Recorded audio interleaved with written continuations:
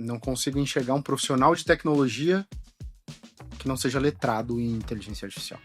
Não existe observabilidade sem inteligência artificial. Precisa mudar a forma de pensar para conseguir adaptar o uso de IA ao nosso dia a dia. Se você não sabe pedir, você não vai conseguir a resposta que você quer.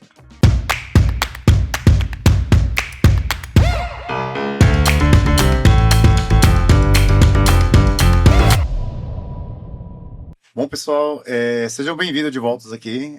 Estou aqui ainda agora para gravar o episódio 2, porque ficou bem longo e bem legal e bem divertido, com bastante insights, com o Felipe, com o Edu, sobre capacidade, resiliência e observabilidade.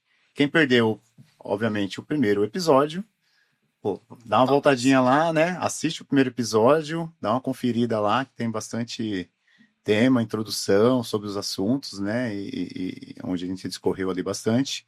E vamos acompanhar agora o nosso segundo episódio aí, que a gente vai continuar o papo aqui, que tá bem legal e agradável, tá bom? Bora lá. Já vou discorrer aqui o quanto vocês estão utilizando e o quanto a inteligência artificial, que é o hype do momento aí, tem ajudado, ou vocês já estão aplicando, já estão utilizando. Como é que está o dia a dia aí com o uso da inteligência artificial nesses dois temas aí? Quando a gente fala de inteligência artificial dentro de observabilidade, ela é obrigatória, né? A gente até tem a observabilidade, eu costumo chamar de observabilidade antiga, né? Que você fala, o que é observabilidade? Os 3 pilares, logs, métricas, rastros.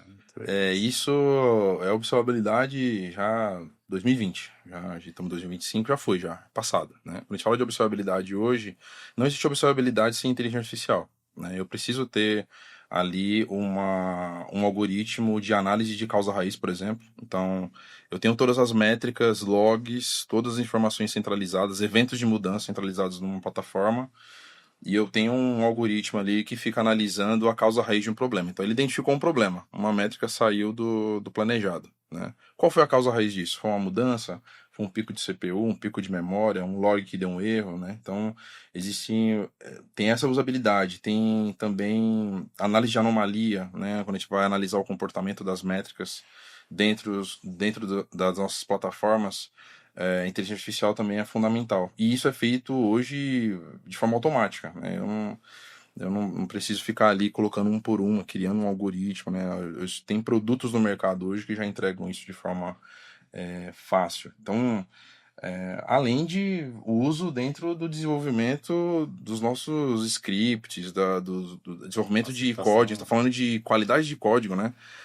Do código estar bem escrito, né? Então, principalmente na B3, a gente tem usado bastante inteligência artificial. A gente tem, né, não na área, mas a gente tem mais de 100 projetos conhecidos que eu já vi na B3 de IA. E tá no hype e é um caminho sem volta. E ainda bem.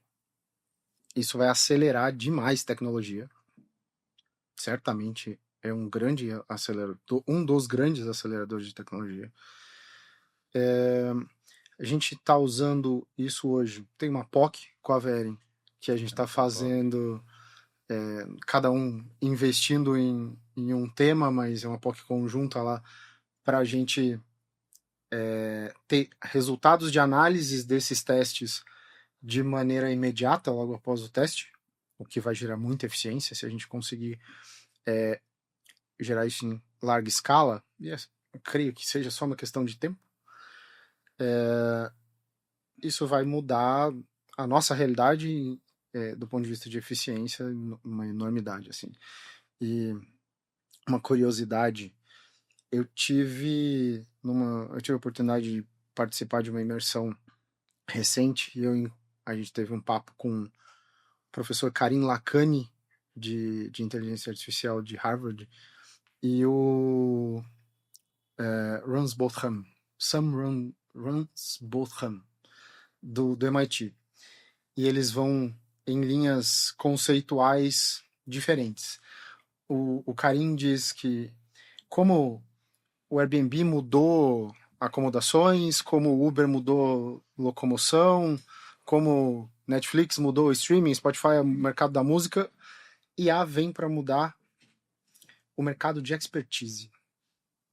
IA vem para aproximar a informação do usuário sem grandes processos. Ele entende que nos próximos anos a informação vai ser muito mais acessível e pronta, porque vão ter algoritmos que vão deixar a informação mais palatável para a linguagem daquele usuário que está perguntando. Então, talvez o futuro da educação mude com IA.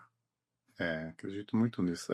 A grande questão, tem ótimas IAs, né? Aí vamos entrar no mérito delas, mas acho que o uso ainda, a forma de usar ainda eu diria que é uma dificuldade, talvez, de forma geral, porque existe até a questão de IA generativa que acho que é a grande, né, sacada agora do mercado e o que a gente está tentando fazer junto no APOC é preditivo, né? Porque para esse contexto desse cenário aqui que a gente está falando, principalmente de bolsa, quanto eu posso prever possíveis falhas, eu posso mitigar correções, eu posso prever comportamentos do mercado e quanto eu posso estar à frente para me prevenir para possíveis, né, anomalias de mercado. Então, isso é um ponto bem interessante e acho que no dado comum aí a gente não prevê mais o futuro sem o uso da IA, né? Eu acho que vai ficar mais comum, não só para as pessoas que são de tecnologia, obviamente, né? Que são esse público um pouco talvez mais restrito, mas obviamente também para o mundo em geral aí, né? Já tem uma adoção aí bem grande aí, a gente já vê isso rolando. Bom, evoluindo no assunto inteligência artificial, como a gente pode potencializar aí e aumentar a eficiência do time e do uso, já com o que a gente foi falado aqui, e com os processos aí que vocês já estão utilizando aí? O que vocês acham que, com a evolução das inteligências artificiais que estão no volume agressivo aí de mercado, como é que a gente continua a adoção desses, né, dessas ferramentas aí e como é que a gente pode otimizar e melhorar o processo no dia a dia? Tá. Primeiro, acho que vale estabelecer que eu acho que isso é meio consenso. Vai existir um mundo antes de IA e depois de IA. E não consigo enxergar um profissional de tecnologia que não seja letrado em inteligência artificial. Vai ser o cara de TI como se ele não soubesse desenvolver. Acho que no futuro não dá. A aplicabilidade é infinita. Agora, maturidade leva tempo. Nessa experiência que eu comentei, que eu participei, a gente viu umas estatísticas que menos de 2% do mundo tem maturidade no uso, que é no benefício para o cliente final. Né? Eu estou falando de larga escala. Todo mundo tem algum uso de IA já. E como é que a gente traz isso para dentro da área? Vou usar um exemplo de novo que a gente está explorando junto com vocês. Tá parecendo jabá, né? Mas não é não. Um dos grandes potenciais para a área que eu vejo é a gente conseguir escrever com linguagem natural cenários usando a base de cenários que a gente tem, fazendo modificações em linguagem natural dos cenários que existem para criar novos, sem ter que ficar desenvolvendo robôs mais robustos e scripts e cenários e massa. Eu acho que isso vai ser muito acelerado no futuro e a gente já tem, né, uns pequenos exemplos aí acontecendo. Ainda é tímido, mas tem um potencial gigante de acelerar nas duas pontas, né? Então, na primeira vez a gente falou em análise, resultados, e agora a gente está falando em geração. Né? Duas etapas vitais do que a gente faz, aceleradas com IA, com o objetivo de inteligência artificial. Cara, e assim, só do que eu convivo ali, eu tenho 6 ou 7, envolvimento em 6 ou 7 assuntos de IA na própria estrutura a qual a gente pertence. Vou dar um exemplo dos mais relevantes. Analytics, monitoramento. A gente está olhando hoje chamados com IA e dando uma avaliação de qualidade, dizendo o que falta de informação aí para as tomadas de decisão serem baseadas nessas informações recomendadas por IA. Claro que a gente não vai sair deixando a inteligência artificial promover né, as alterações, mas vai ter uma lista de opções muito mais rápida do que você ficar fazendo o diagnóstico troubleshoot de minutos ali. Vão ser segundos. Você vai ter histórico suficiente para entender o que aconteceu com as variáveis que foram documentadas, com recomendações muito rápidas para você falar, tá bom, então eu entendi, concordo, implementa. Isso é importante porque esse é um ponto legal de mitigação de risco, né? Até onde utilizar a AI, o porquê e como a adoção desses métodos pode ser um acelerador, mas pode ser um risco também, né? Da adoção do método. E nessa linha também, saber o bom uso e ter os dados ali, e ter um volume de dados absurdos lá, né?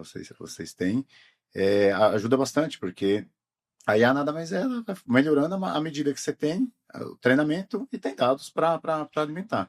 E ela está aproveitando isso aí você acha que o uso da IA, ela pode potencializar os dados, ela pode prevenir falhas, ela pode fazer uma melhor adoção, tendo em vista o seu cenário aí?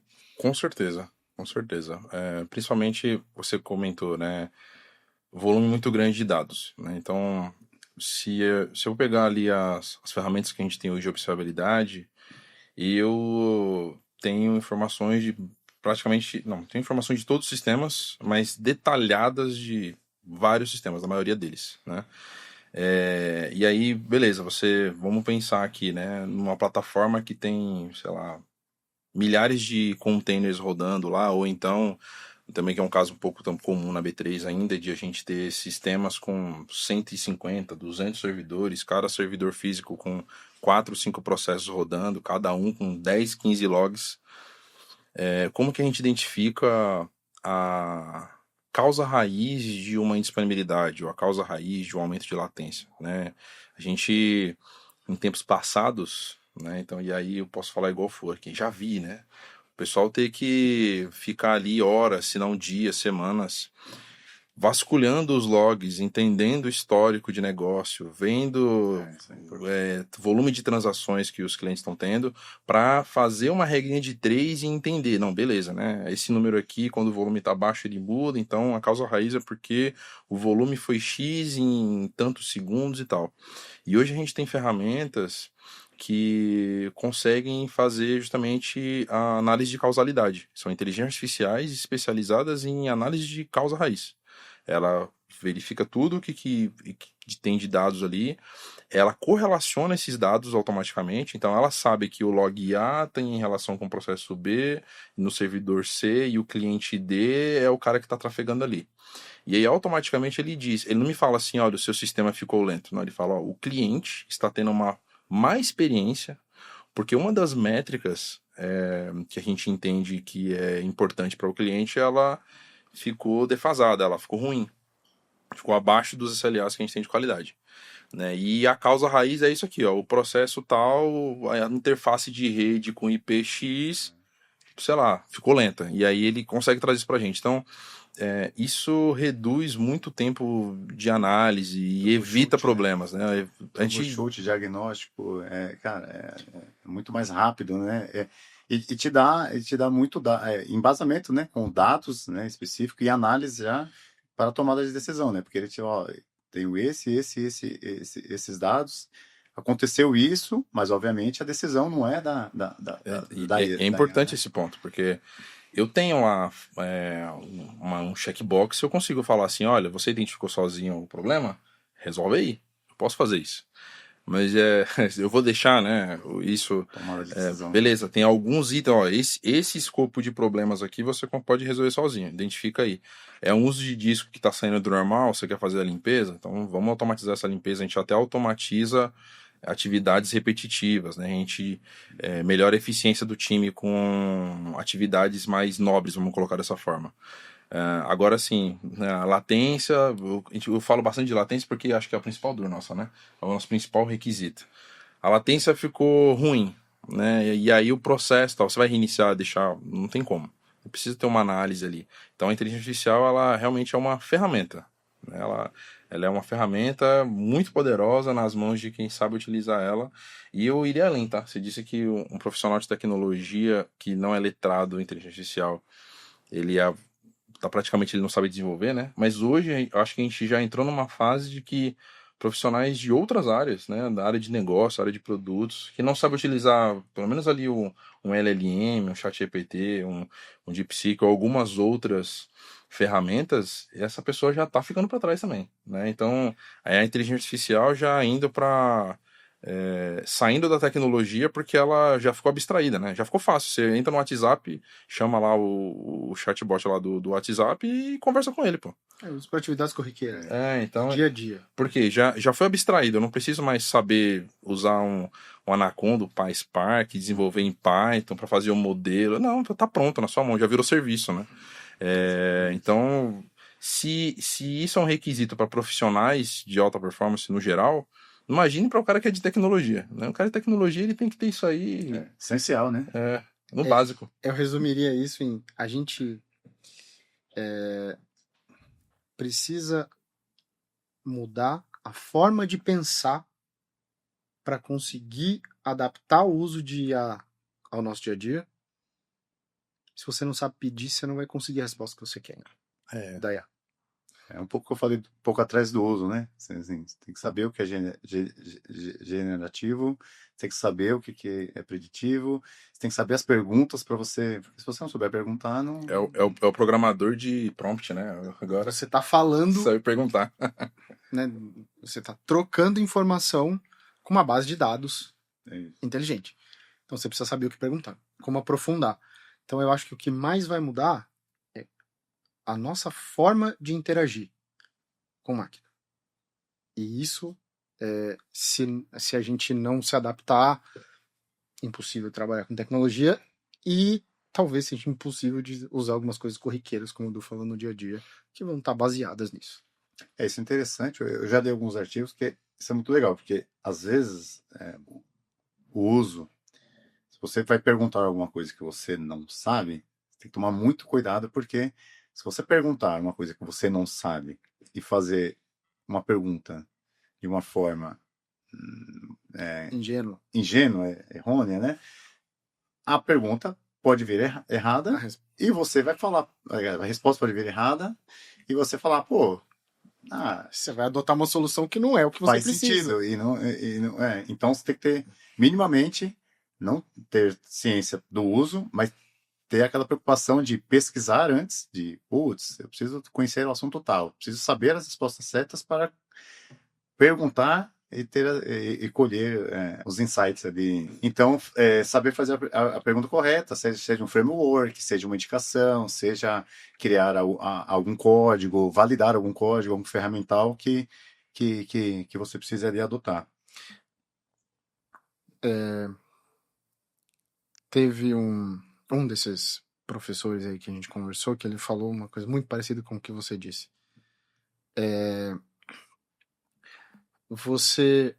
Todo mundo hoje está pensando em IA revolucionária, né? Vai mudar tudo e todos os negócios.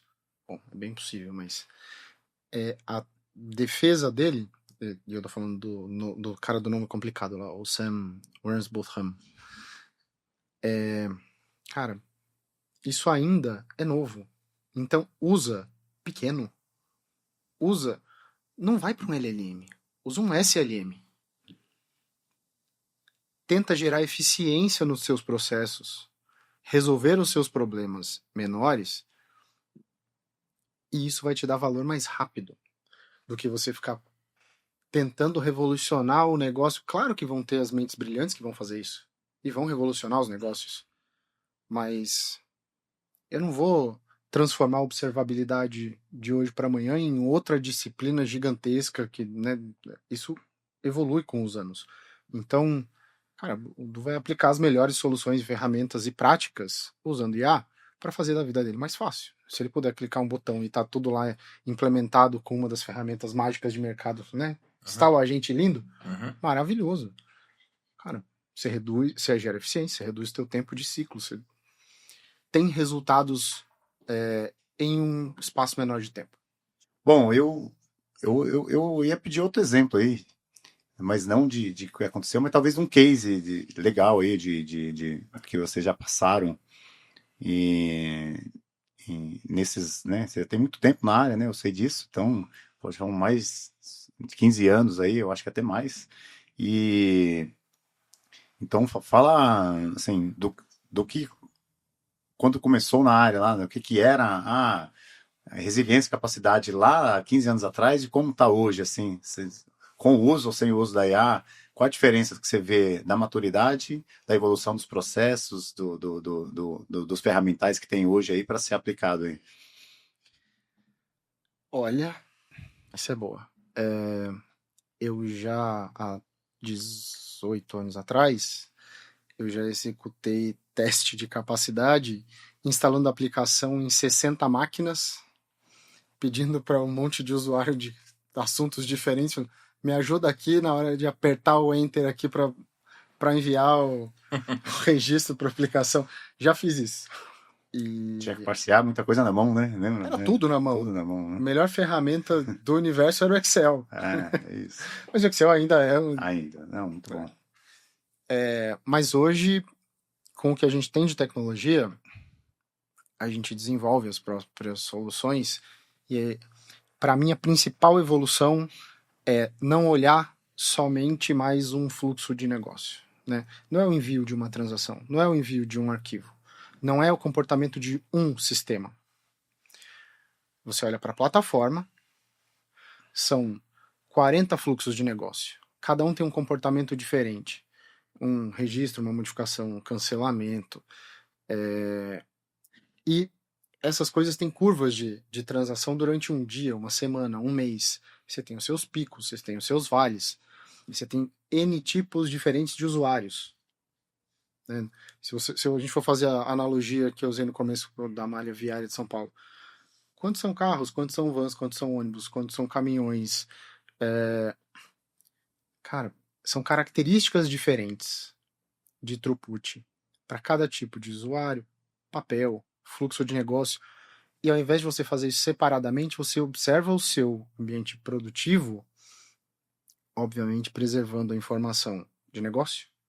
Né? Você extrai dali as características e as variáveis para você reproduzir isso depois de maneira majorada, simultânea. Para mim, o diferencial está aí. O normal é, vou pegar um fluxo de negócio e vou estressar ele até quebrar. Ou vou pegar um sistema e vou estressar ele até ele quebrar. Ou até descobrir que o tempo de resposta não é mais o que eu gostaria. Ótimo. Como é que você faz isso para 40, 60, 100 fluxos de negócio com todas as características que aquilo carrega ao longo do dia? São bilhões de transações. Interessante você comentar, porque pensando aqui em fazer uma analogia, acho que tinha tinha menos ferramental, mas talvez a complexidade não era baixa, mas era menor. Era menor. De massa e tudo, envolvimento e criticidade e interligação dos sistemas satélites. E hoje é muito, muito maior, né? Acho que você mascarar um dado, criar uma massa e fazer toda essa assinatura de métodos ou correlações que tem a partir de uma trade que entra ali no sistema, deve ser, assim, muito... E a simulação tem que ser milimétrica, a gente está falando de microsegundos. Sim. Então você tem que programar robôs que vão respeitar o tempo de transação. E depende, às vezes, de uma transação de resposta. E você precisa respeitar aquilo, então o ferramental é muito robusto hoje. E dificilmente você vai encontrar um ferramental pronto, sem customização no mercado. Então, normalmente você vai pegar uma ferramenta e vai customizar. A gente desenvolve 100% do ferramental porque é um mercado de nicho. Você não vai encontrar por aí falando, vendo ferramentas para bolsa. Não. Eu acho que isso vai para a maioria das áreas técnicas da B3 de plataforma, porque normalmente eu vou fazer alguma análise de ferramenta de observabilidade, e aí normalmente o case é sempre um e-commerce, né? Não, então, aqui é uma análise de e-commerce. O cara tá aqui, aí tem o carrinho, ele não comprou lá no carrinho, e aí tem essa métrica, eu fico legal, cara. Incrível o seu caso. Né? Realmente a maioria do público, a maioria das empresas deve estar pensando feliz, nisso, né? Feliz, né? Esse certo. case não me atende, cara. Você tem algum case, né, de mercado financeiro, e aí começa a funilar, e a gente precisa acabar customizando muita coisa, criando do zero. E esse assunto é meio que polêmico também, porque eu tinha um chefe que falava que um leigo com uma ferramenta é só um leigo mais perigoso. Isso é verdade. Faz sentido, faz É, sentido. Cara, o know-how tá na pessoa. Exatamente. A ferramenta é feita para facilitar, para gerar algum tipo de eficiência. Então, não adianta achar que a ferramenta é a sua solução. Quantas vezes eu já fui em apresentação de ferramental, ou chegaram, pô, deixa eu te apresentar uma ferramenta que vai resolver todos os seus problemas. Cara, se resolve todos os problemas, volta e pensa de novo. Não deve resolver nenhum. eu ia falar isso. Exatamente. Se são todos os problemas, cara, nem eu sei todos os problemas que eu tenho. O último que eu escutei foi: não, a gente vai acabar com o seu problema de massa de dados. Meu Deus do céu, esse ficou bilionário. Aí a gente vai olhar, então, a gente vai modelar o sistema, e aí pra gente modelar todos os fluxos, leva aí umas 3, 4 semanas para cada fluxo. E se eu tiver 1000 fluxos? Esse é um ponto, né? Já foi. Esse é um ponto legal, porque eu estava pensando aqui, na observabilidade, né? Que obviamente você está monitorando lá e monitora vários componentes e tudo, aplicações. Como tem muita assinatura de métodos, jornadas, assim, como que você divide isso, assim? Você detalha mais no micro? Porque eu sei que tem ótimas ferramentas de APM no mercado hoje, né? Que você pode descer cada nível do dado, mas obviamente a gente sabe que isso tem um custo também que, Sim. né? Como é que você analisa isso? Como é que você toma essa tomada de decisão de até onde eu vou, o que eu olho? Porque olhando o cenário que o Fua descreveu, você pode olhar, né, zilhões de métodos, você pode, né, agrupar. Como é que vocês tomam essa É decisão? uma excelente pergunta, porque quando você vai pegar e falar desse tema do mercado, normalmente o pessoal investe bastante em APM, porque a maioria das aplicações são web, são aplicações ali com métodos, que tem API, assinatura, igual você falou. Então, você coloca uma monitoração de performance de aplicação ali em cima e ele consegue rastrear tudo. E está pronto. Você vai fazer uma POC de um produto desse, você instala lá o agente e no dia seguinte 90% de tudo já está monitorado. É Acabou. isso. O cara vai lá, vende, assina o contrato, está feito. É a beleza da coisa. Se ele for na B3, ele já nem instala. Porque em vários sistemas nossos lá, e aqui eu estou excluindo toda a parte que realmente é web, de aplicação e tal, né? Mas a gente tem sistemas que não tem assinatura de aplicação, é mensageria, né? Então é um pacote numa stream que é enviada lá num bus, que a gente tem uma outra aplicação que controla isso na interface de rede, e aí você não consegue fazer o casamento disso, você tem que entrar no nível da aplicação para pegar qualquer esse pacote, mas isso não dá para você botar uma PM. Então como é que a gente faz isso? E aí a gente começa as personalizações, que a gente precisa fazer, porque esses sistemas que eu estou descrevendo são, em sua maioria, os mais críticos que a gente tem na bolsa, né? Como é que eu vou monitorar esses caras? E aí é onde a gente precisa, beleza, se eu não posso colocar uma PM aqui, porque a minha latência está em microsegundos, meu requisito de latência. E se eu colocar aqui um agente de monitoração, eu vou aumentar em pelo menos 50. E 50 já representa um aumento, sei lá, de 25% da latência do produto, tá inviável. Né? Eu já não consigo fazer mais isso. Né? Qual outra forma que eu consigo monitorar? E aí é onde a gente precisa extrair dado, é o que eu falei. Se você quiser, eu monitoro essa lâmpada aqui, faço um script, rodo nela e a gente faz, né? Então a gente começa a personalizar muito. E aí, falando para sua pergunta dos fluxos de negócio, é onde fica um pouco mais trabalhoso, porque se eu não posso ir lá instalar um agente, né, com a solução que resolve todos os problemas, né, eu preciso ter uma maturidade de saber quais são os meus processos minhas cadeias de negócio mais críticas e qual que é o processo de negócio dentro dessa cadeia de negócio que eu preciso monitorar. Né, onde a gente consegue olhar, se eu olhar essa lombada aqui, eu consigo saber o status da avenida inteira. Né? Se eu olho esse farol aqui, né, eu já consigo saber se o trânsito está bom ou se está ruim. Sim, eu precisar olhar. Ter essa maturidade é importante para você conseguir reduzir um pouco dos custos, né? Inclusive. Né? Quando a gente vai falar dessas personalizações, seja capacidade, seja observabilidade, o valor ele vai multiplicando, né? E fica mais complexo de trabalhar, mas é necessário. Bom, mas, pô, a gente já discorreu bastante aqui. É um papo aqui, acho que a gente está indo para os momentos finais aqui do nosso papo. papo cheio de insights aí, cheio de recomendações, cases e afins. E eu acho que sempre assim é bom a gente deixar aí pro pessoal uma reflexão e orientação, né? Então, o que eu diria para vocês aí é assim, pô, tô assumindo agora uma área de capacity, Felipe. E aí, né, o que você recomendaria? Qual que seria a dica que você daria? Por onde começar para estruturar uma jornada aí, uma área que precisa avaliar resiliência e capacidade? Quais seriam os tipos de teste? Eu sei que é muita coisa, né, que a gente acabou de falando aqui, a gente ainda resumiu bastante coisa, mas, putz, qual o mínimo que eu preciso fazer aí para ter uma garantia aí? Garantir é uma palavra perigosa para isso, né?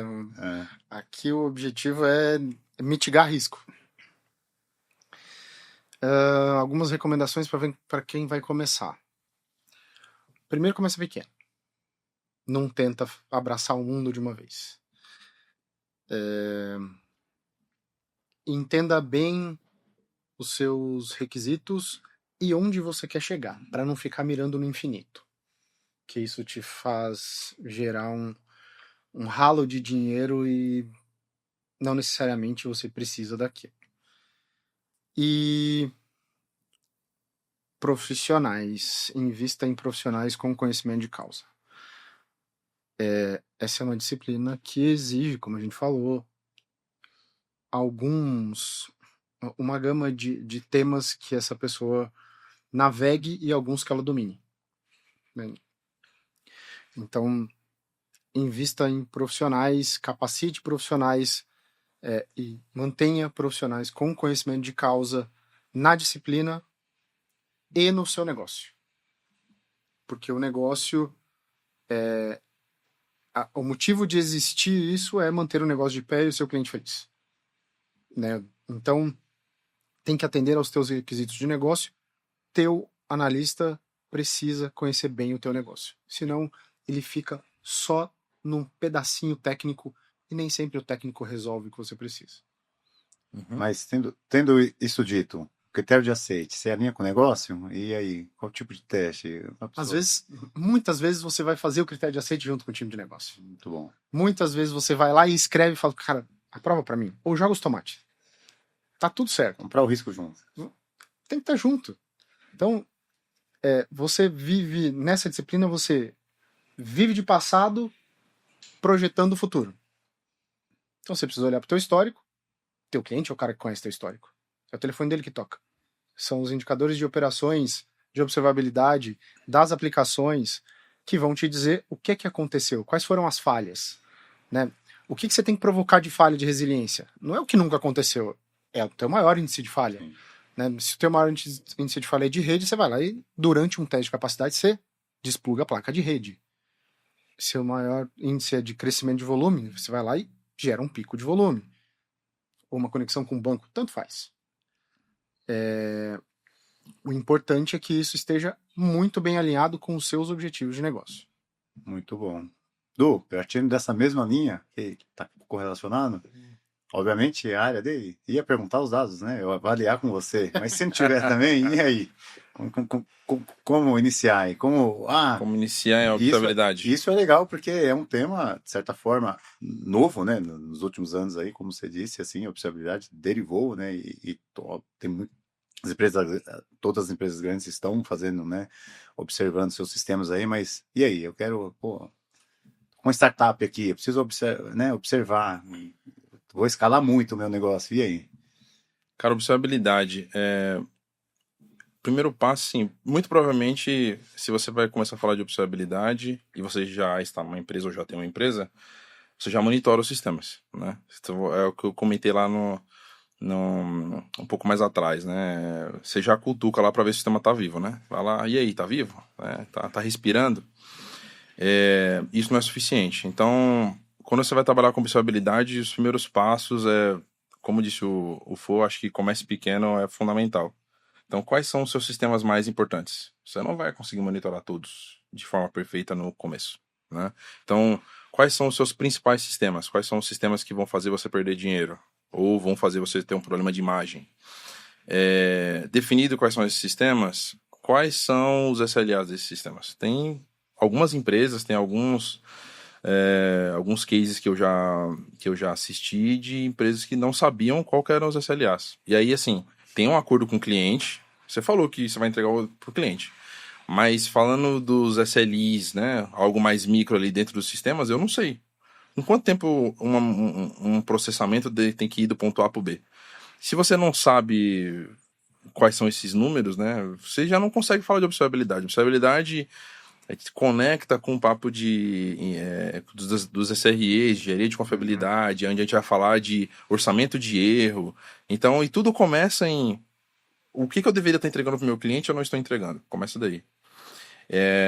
E acho que por último eu colocaria que você precisa conhecer o seu cliente. Você precisa conhecer quais são as dores do seu cliente, o que mata ele. Porque às vezes assim, a sua latência tá ok, performance tá ok, tá tudo tranquilo, tudo funcionando. Só que você não sabe que quando o cliente vai abrir o seu sistema lá no lugar dele lá, aquela página super incrível que você construiu, cheia de imagem, aqueles banners incríveis, tá demorando 10 minutos para carregar no browser do cara.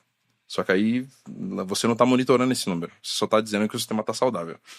Né? E aí, assim, o cliente ele te odeia porque a página demora muito para carregar, mas do seu lado, você cutucou lá o sistema e ele tá vivo. Na cabeça dele com razão. Né?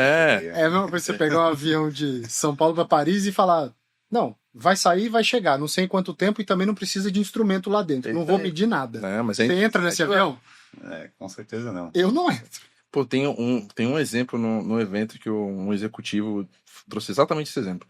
Ele botou no telão, assim, um avião cheio de instrumentos. Ele falou, se o piloto mostra pra você isso daqui, olha que coisa bonita, né? Todos os instrumentos funcionando, você vai voar tranquilo, né?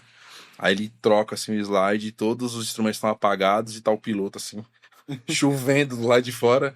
Ele fala, e aí, você vai entrar nesse avião, né? Você vai confiar em algo que não tem acompanhamento, não tem instrumento, não tem nada? Então, observabilidade acho que fala muito sobre isso, parar de olhar para os sistemas que estão rodando dentro da sua empresa e passar a olhar para como o cliente está usando isso fora da sua empresa.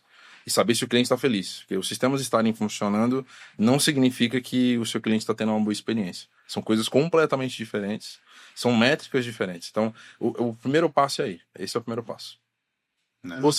Eu não assisti esse evento aí não, mas eu tô 100% alinhado com esse executivo. Você falou, é um executivo da Dell, se eu não me engano, inclusive, que é brasileiro, é um executivo brasileiro da Dell, e ele foi falar sobre usabilidade, e era um telão. Ó. Aqui agora os eventos é tudo telão de cinema, né? E aí ele justamente colocou um gigantesco painel de avião, assim, ficou apresentação, ó. Mas, cara, isso é uma coisa... Se você não mede o que você tá fazendo, qual a importância do resultado? Você não sabe como que você vai medir o resultado. Se só importa quantas laranjas você tá espremendo, assim, ou não, e não importa se o suco tá doce ou não. Cara, medir é tão importante quanto fazer. Se você não mede e não evolui as tuas métricas e garante que você busca melhorar o resultado das suas métricas, você tá planejando... É quase que uma falha planejada. Assim, a eficiência e a confiabilidade, se não tiver bem embasada, acho que não gera confiança. Esse é o ponto. Assim, acho que seja para qualquer cenário. Você comentou de aviação, eu tive um cenário prévio aí também, assim, e só embarquei porque senti muita confiança no piloto falando, resolvemos o problema. Mas... Ele pegou esse avião sem instrumento. Não, estava instrumentado, mas tive um problema com a água e demorou para resolver. Teve pessoas que desembarcou e eu falei, pô, o piloto tá falando que tá tudo ok, vamos embora, né? Mas a gente passa um medinho mesmo. Assim. Mas eu senti muita confiança, porque ele falou, cara, estamos tudo bem com a aeronave, só vamos partir porque estamos ok. Então, as disciplinas que a gente conversou aqui bastante, acho que falam muito sobre credibilidade. Né?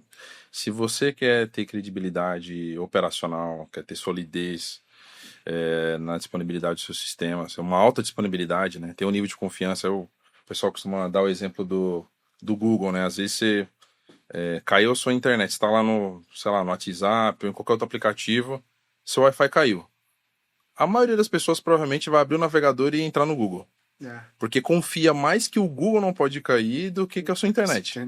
Né? Então, isso é índice de confiabilidade. Né? Então, se você quer trabalhar isso, e acho que esse é o resultado, né? Quando a gente fala de observabilidade, quando a gente fala de capacidade, o resultado vai ser esse. Você vai ter um índice de confiabilidade muito alto, porque você está tendo equipes especializadas trabalhando para que esse índice de confiabilidade ele sempre aumente. Legal. Pessoal, chegamos ao final aqui desse papo incrível sobre capacidade, resiliência e observabilidade. Queria agradecê-los aí pela presença aqui. Queria que vocês, né, deixassem aí as últimas considerações.